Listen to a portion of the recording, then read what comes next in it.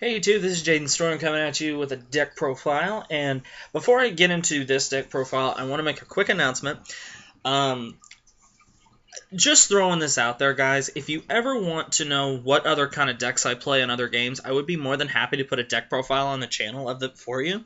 The only thing I will tell you is, this channel was meant to be a Vanguard channel originally, and then I kind of evolved it into a Vanguard gaming channel, and but so I haven't really wanted to expand anything else. But if I play 4 different games, I play Vanguard, I play Yu-Gi-Oh, I play Pokemon now, and I also play Digimon. So if you would like to see my Yu-Gi-Oh deck, Pokemon deck, or Digimon deck, I would be more than happy to post those up for you. So just in the comment section below, if you're interested in seeing those, I would be more than happy to show them to you guys. I just want to be asked before I do that, since this is not a Yu-Gi-Oh channel, or a Pokemon channel, or a Digimon channel. But if you would like to see those, just put in the comment section below, I would like to see this.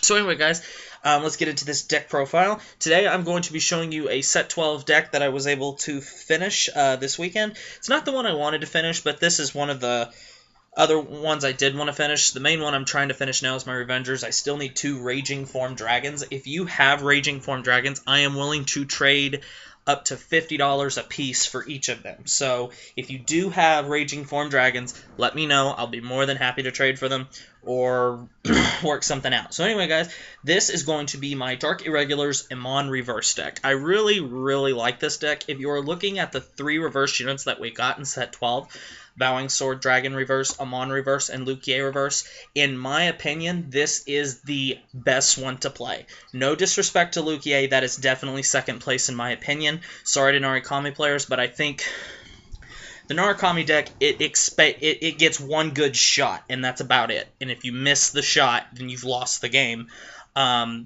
Even though you can outlast your opponent sometimes simply for the benefits of having a Crossroad Vanguard. But, in my opinion, AmonReverse is the best, and Lukia is the second best. Now, there is a lot of risk to playing a Soul deck like Irregulars or Pale Moon, because you can Soul Charge cards that you don't want to, but that's part of it. So anyway, guys, let's get into this deck profile, and I'll explain some of the choices. The starter is Greedy Hand. If you would, this will make sense why I play Greedy Hand here in a second when I show you one of the other cards in the deck that I use. For the trigger lineup, we play 4 Amon's Follower Cruel Hand and 4 copies of Dark Knight of Nightmare Land, so for 8 crit. 4 Amon's Follower Psychic Waitress for 4 draws, and 4 Amon's Follower Hell Trick. So 8 crit, 4 draw, 4 heal. Grade 1s, we play 4 Amon's Follower Vlad Specula. Out of all the 2nd gen perfects, this is probably my favorite, I dare say. Maybe 2nd favorite. I am loving this artwork. I love Dark Rabbit of Nightmare Land, but this is so much cooler. It fits Dark Irregulars better, in my opinion. I just love this artwork. 4 Amon's Follower Fu Geenlin. This is our K-clone for Amon. If your Vanguard has Amon and this unit swings, it gains 3k, making it a 10k attacker for good early game rush. 4 Amon Follower Hell's Deal. This card's pretty simple. If you have a Amon Vanguard, when she is called to the rear guard, you may Soul Charge 2. And then the grade 1 that that works with Greedy Hand is 3 Dimension Creeper. This is a good card for Dark Irregulars, no matter what kind you're playing. Whenever this unit is in the Soul, you may Soul Blast it and Soul Charge 2. So when he's in the Soul, you may Soul Blast him and replace him with another. So it's a +1 to your Soul. And what you do with Greedy Hand is you use it as your starting Vanguard. You're going to ride a grade 1, slide it out, and then use Greedy Hands to put a Dimension Creeper into the Soul. The best part is if you can somehow get a Dimension Creeper to your opening hand, you ride Dimension Creeper, slide Greedy Hand out, swing, and then your next turn you take a damage, ride your grade 2, then use Greedy Hand's ability to put another Dimension Creeper in there, and then you can Soul Blast 2 Dimension Creepers and Soul Charge 4 cards. So it's a very good, good little combo to get your Soul built early. So very, very, very good and very consistent. Grade 2s, we play 4. Amon's follower, Ron Geenland. This is our 12k attacker for Amon's. If we have an Amon Vanguard and this unit swings, he gains plus 3k, so he's our Burning Horn Dragon clone. Very, very good for late game. 4 copies of Amon's follower, Helldraw. This is the grade 1 version of Hell's Deal. When it is called to the rear guard and you have an Amon Vanguard, you may soul charge 2 cards. And our last grade 2 is 3 copies of an old Dark Irregulars card, but that I think now is actually pretty viable. 3 copies of Gwyn the Ripper. He is basically a Blaster Blade. When he's called to the rear guard, you may... Actually, he's more of a... what is that card in Kagero? Berserk Dragon. He's a Berserk Dragon. When he's placed on the rear guard or vanguard, you may counterblast 2 and retire one of your opponent's grade 2 or grade 1 vanguards, rear guards. So he's kind of like Blaster Blade, but also kind of like Berserk Dragon. He's a good control card, so you can pop your opponent's vanguard booster or that pesky Conroe or something if it still happens to be there. But he is a good card now, in my opinion. Now getting to the grade 3s, this is probably pretty simple since this is an Amon deck, but we play 3 copies of Demon World Marquis Amon, and the reason is you only need 3 because you are going to soul charge at least one of these. If you have to write it as your Vanguard, that's fine, but usually you're going to soul charge one of them, so you don't have to ride this. This is literally in there just for a perfect guard discard. As long as you get one of them in the soul, you really don't care what happens to the other 2. But just for argument's sake, his ability is pretty classic. Whenever he swings, he gains 1,000 power for every unit in the soul, and his second ability is you may counterblast 1 and put one of your Dark Irregular rear guards into your soul, and then your opponent must retire one of their rear guards. You're not going to use that ability that much, if at all, but he's mainly just in there for your boss monster, which is we play 4 copies of Demon Marquis Amon Reverse. Or as I like to call him, the Evil Tree of Death. His ability is Limit Break. Choose one of your Dark Irregular rear guards and lock it is the cost.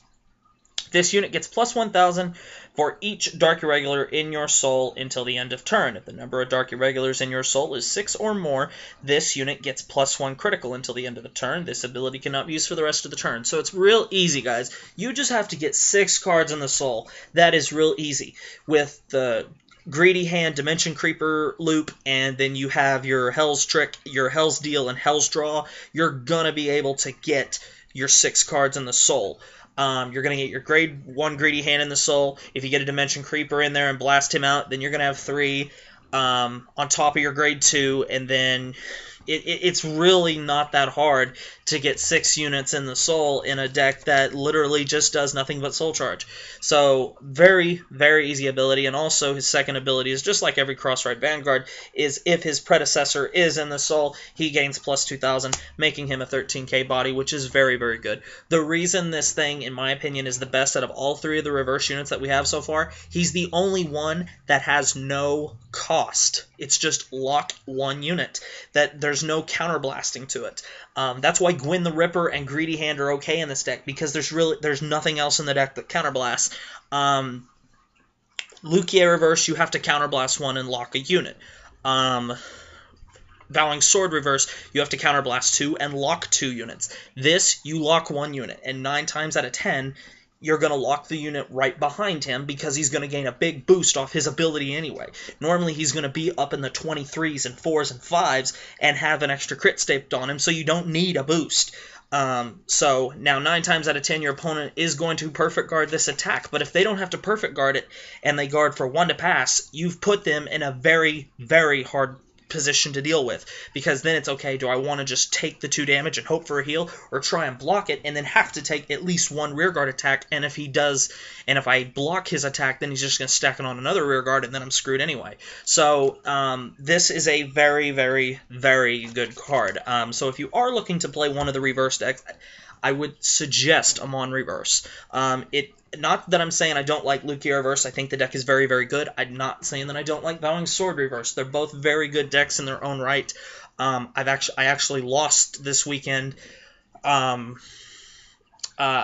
to someone who won the box tournament that played Lukier. That's my friend Sam. His deck profile's on here. He's a very good Lukier reverse player. I never thought he would be that. You know, when I very first knew Sam, he played. What did Sam play? I think it was Nova Grappler. Sam, if I'm wrong, I apologize. No, that was Scott. I really don't remember. Maybe it was Pale Moon, but I really don't remember off the top of my head what he was playing when I very first met him. He's a very, very good player. I like him a lot. He's a great guy. And he beat me. He beat me straight up. You know, game 1, I didn't draw absolutely crap against him. Game 2, I just about had him, and then he pulled it out at the end. He was my only loss in the tournament. It was top 4 to get into the final 4 for the box tournament. I went 3-1, and somehow a 2-2 got in over me. I don't know how the fuck that happens, but oh well, I guess, oh well. But congrats to Sam. You know, he went undefeated with Lukier Reverse. It was nice to see it. Great for him. It was awesome. Sam, hopefully this weekend at Alien I can get my rematch in, because me and Nebula want another swing at you.